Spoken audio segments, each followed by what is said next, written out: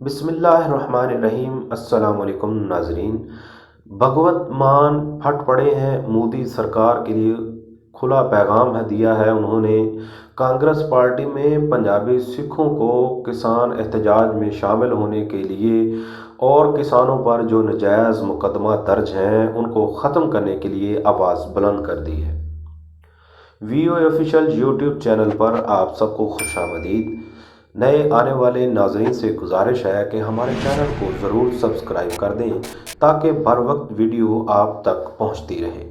भगवंत मान ने मीडिया से बातचीत करते हुए अपने सिख लीडरों से जो उस वक्त हुकूमत का हिस्सा है उन्हें जगाने की कोशिश की है कि अब इस तरह काम नहीं चलेगा। अगर हम किसान भाइयों की हमायत नहीं करते तो ये लावा सबको अपनी लपेट में ले लेगा और ये मोदी का भारत नहीं बल्कि गांधी का भारत है।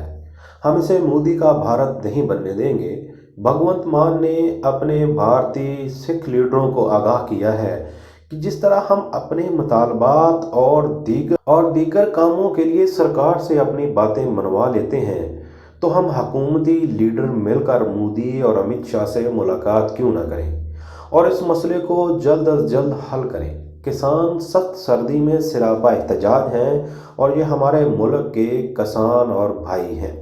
ये कोई बाहर से नहीं आए, ना कि दुश्मन हैं। ये तो सिर्फ अपने हक के लिए दिन रात खड़े हैं।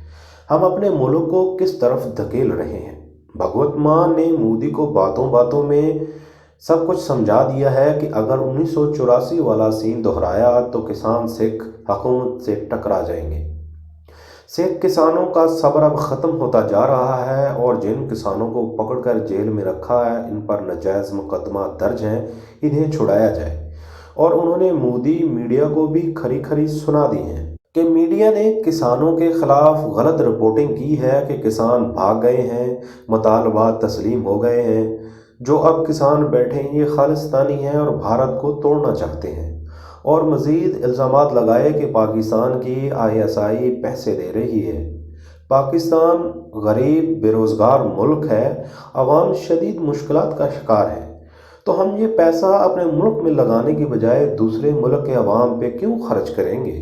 भारत में कोई कौवा भी मर जाए या भूल कर पाकिस्तान से कबूतर वहाँ चले जाएं तो इसका इल्ज़ाम बिना किसी तहकीक के पाकिस्तान पर डाल दिया जाता है।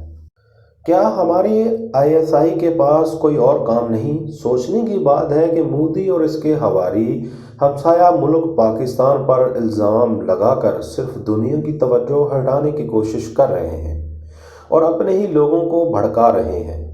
बहुत सारे सिख लीडर अब खुलकर किसानों की हमायत में बोलने लगे हैं कि दिल्ली जंग की तरफ जा रहा है और हम तमाम सिख लीडर चाहे कांग्रेस में हों या किसी भी पार्टी में अपने किसानों के साथ हैं। अगर कोई भी अनहोनी हुई तो इसका अंजाम लाल किले वाला होगा।